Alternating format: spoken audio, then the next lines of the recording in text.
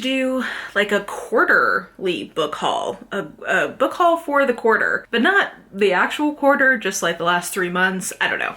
I, full disclosure, got new makeup today and felt like playing with it, and then I had a full face and I didn't have a reason to have a full face and was like, I guess I'm gonna film. And this is what I had on my list to film at some point whenever I felt like filming a book haul. So here we are. We have a lot of books to get through because it's been 3 months, though. Considering it's been 3 months, I mean, I've done worse in like a month or two. So I'm pretty okay with this. So let's just dive on in because we got plenty to show you. Let's start with collection stuff. So I got a few different things for my pretty book collection.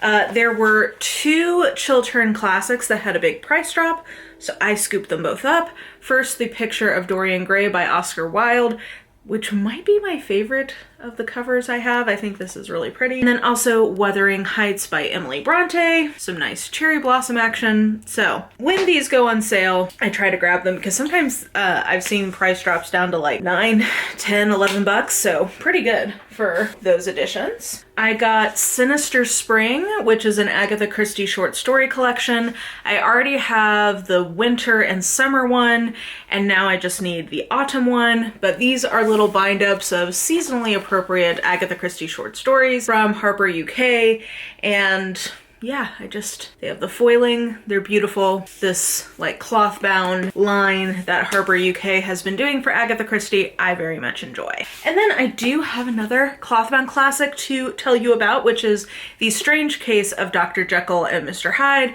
by Robert Louis Stevenson.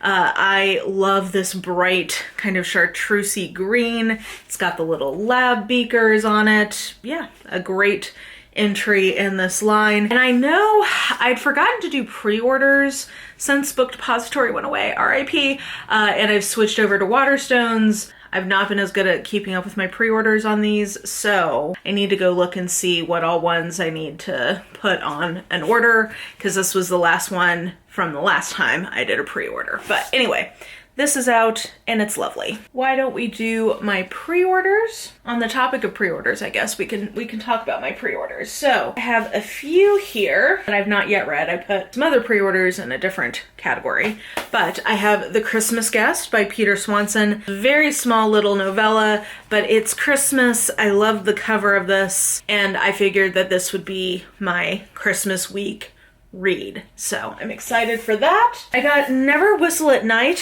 which is a short story collection that I've seen a lot of people reading, and actually maybe this is what I'm going to read this afternoon because I'm really in the mood for something speculative and dark. I don't know. It's an Indigenous dark fiction anthology, and it has a Rebecca Roanhorse short story in it, which was honestly all I really needed to pick it up.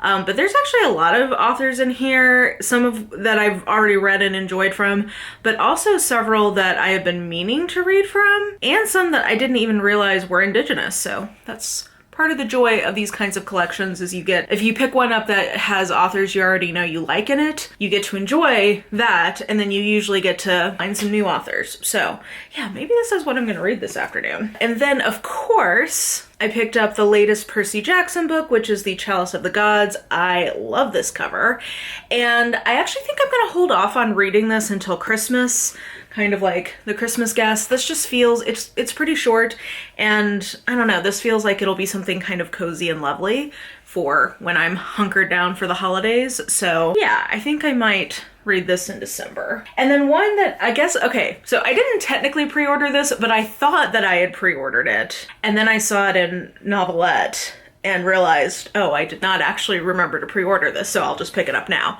But I meant to pre-order it, so I'm gonna count it. Fit for the Gods, Greek Mythology Reimagined. Again, this is a short story collection, like a speculative one, and it has Alyssa Cole and some other authors in it that I've enjoyed. Again, along with some ones that I've been meaning to try. So yeah, I think that this will be an interesting collection once I get to it. A quasi pre-order, let's say. Then maybe we can do the ones that I bought because they are for some kind of like project. I'm trying to remember, I don't remember when this video is going up relative to a different video, so I'm not going to tell you where I got these, but you'll see it in a blog. But I saw an entire bookshelf of Nora Roberts mass markets that were all on sale for $5. And since I am going to be reading every of her books, or at least attempting to, I picked up the ones that I did not already have in physical or e-form. So Western Stars has Song of the West and The Law is a Lady in it. Then Blue Dahlia is number 1 in the Garden trilogy. Rising Tides is number 2 in the Chesapeake Bay saga, which I've heard great things about, but I've also been told to make sure I wait a while after I read the Boonesboro trilogy before picking this up, so I'm gonna wait until next year to give this a go. Then Bright Stars has Once More with Feeling and Opposites Attract in it. I can already tell from the synopsis there's a very good chance I'm gonna DNF Once More with Feeling, but we'll see how that goes. The Heart of the Home has Loving Jack and Best Laid Plans. And then From Dusk to Dawn has Nightshade and Night Smoke. I'm actually very excited about this one. I think that I'm gonna like both of these. So that was some reading Roberts book buying. I picked up 3 books actually from Book of the Month Club in preparation for reading all of the mystery thriller nominees for the Goodreads Choice Awards. I do think that I jumped the gun on doing this once I did my actual prediction video, though I do think The Stranger Upstairs by Lisa Matlin and Bright Young Women by Jessica Knoll, I think both of these have the potential to be mystery thriller finalists. I don't know. They didn't ultimately make my list. And I'm also not sure why I decided to get these from Book of the Month. I don't know. I don't know what was going through my head, but I felt urgency and I acted. I'm just gonna be honest. So we'll see if these end up being ones that I need to read. I will have them on hand, so I guess that's a positive. And I also, oh yeah, okay, here was part of my thought process. Even if they don't, both of these are things that I was interested in reading, so I figured no harm, no foul. Let's see here. I picked up Cackle for my work book club. I actually need to read this in the next week. I've heard mixed things about this, and I had kind of a mixed experience with my first book I read from her, but it was at least like fun and pretty entertaining. So I'm kind of going in with low expectations and just hoping to have a good time. Also, I love this paperback cover. I liked it much better than the hardcover. So I picked that up for book club.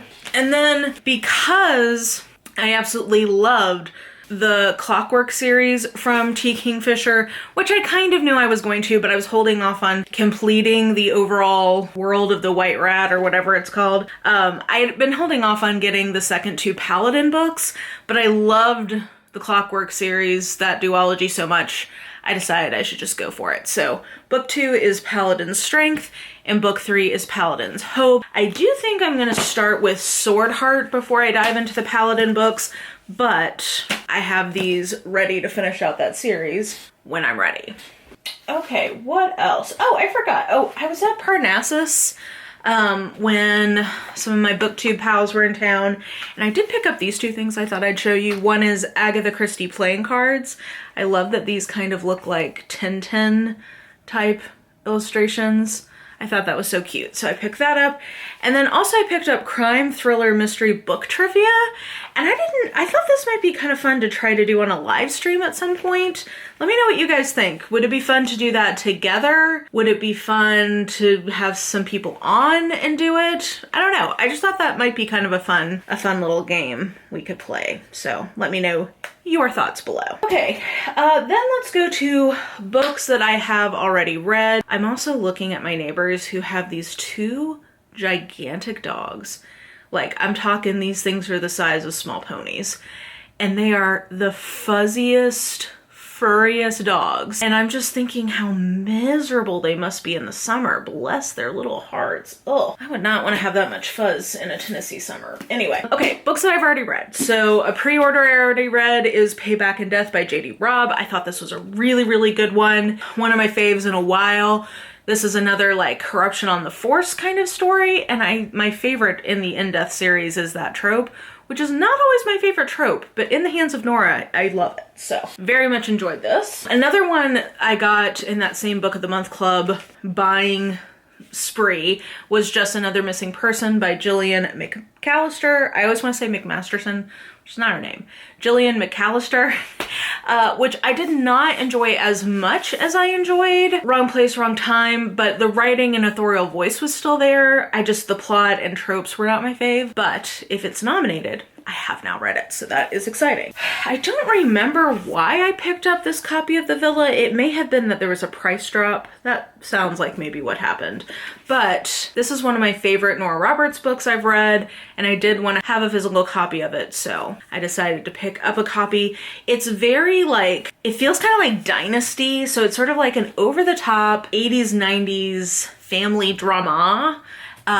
In a way that really worked for me. It was pretty over the top, but fun. I don't know, I like this one. Oh, and then I got a couple of special Ruby Dixon editions, one of which I already had a copy of. So The King's Spinster Bride, I did already have a physical copy of this, but I love this cover art. I just thought that this was lovely. And then there's also the Half Orcs Maiden Bride. And this also has that same sort of like, this feels like 1920s advertising art style. I just thought it was lovely and I just wanted to have them. They're so pretty. And look, you can see them with their fellas on the back. So yeah, I just thought these were so cool. I got In Boonesboro, the whole little set. It was actually cheaper to just get the set than to try to get them individually.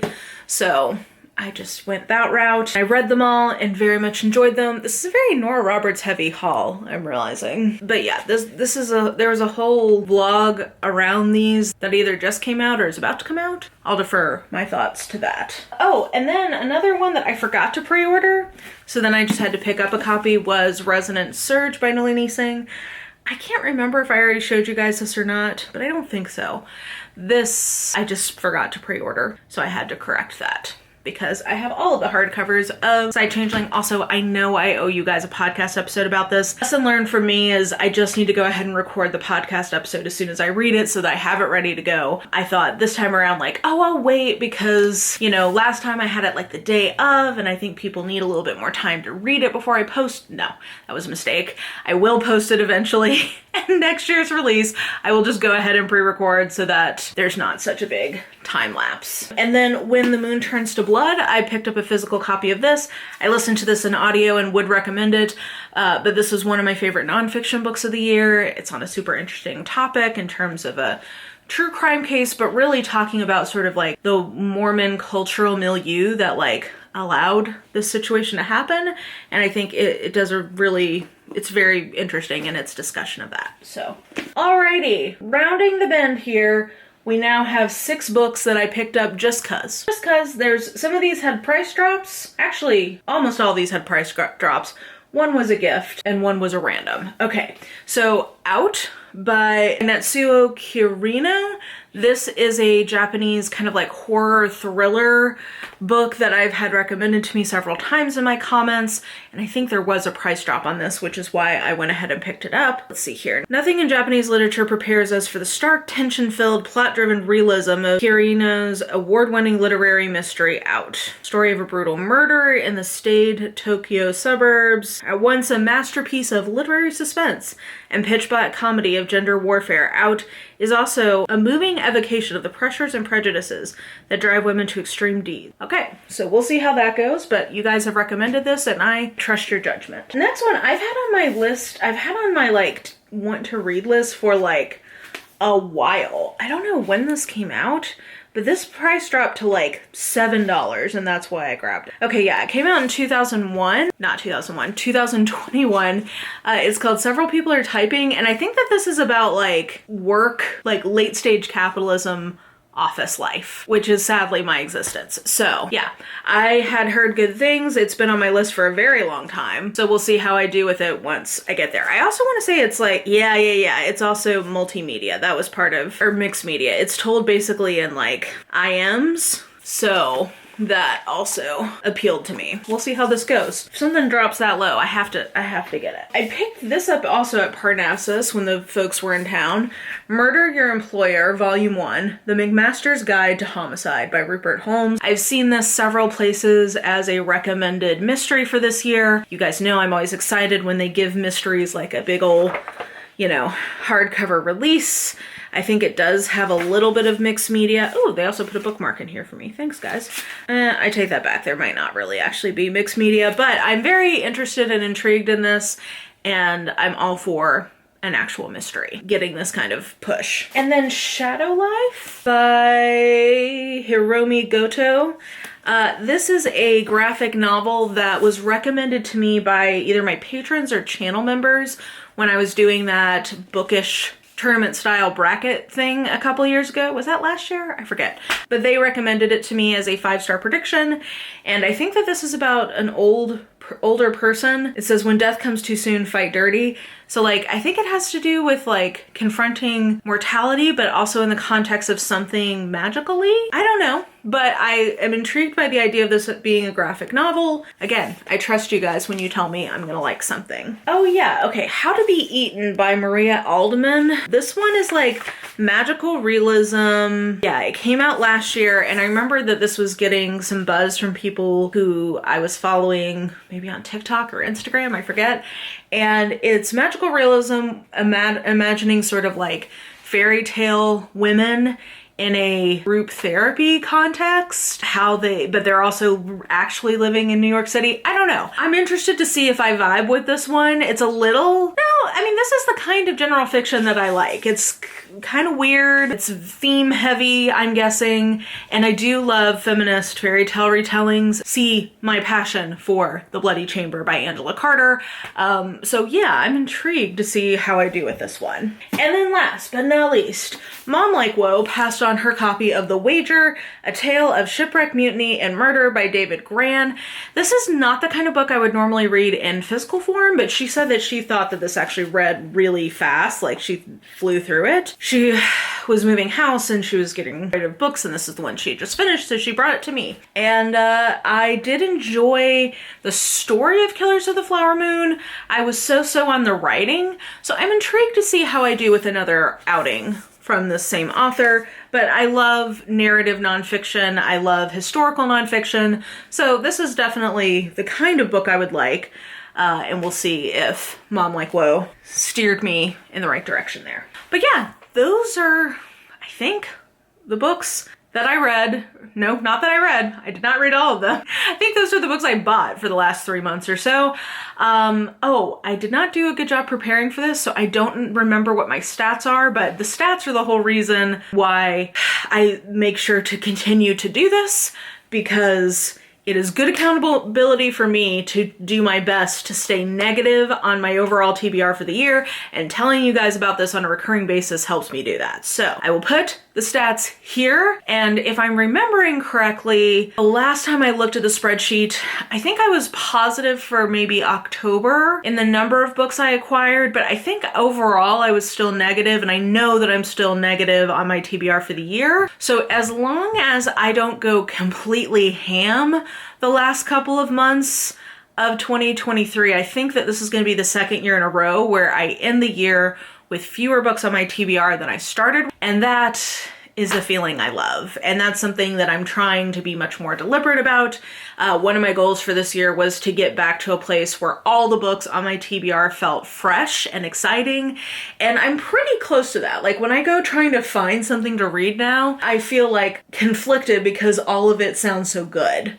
Do you know what I mean? Like, I think that my current TBR very much, I'm looking at the shelf, very much matches my current taste, and that is a great feeling, I have to say. So, anyway, with that being said, let me know what you thought about any of the books that I hauled. Let me know if you've gotten any exciting books recently. And yeah, I think that that will do it for me. So if you enjoyed this video, please like, subscribe, follow me on the social medias if you are so inclined. I have all that information listed in the description box below, and I think that that will do it. I hope you're having an absolutely lovely day today, and I will just talk to you soon. Bye!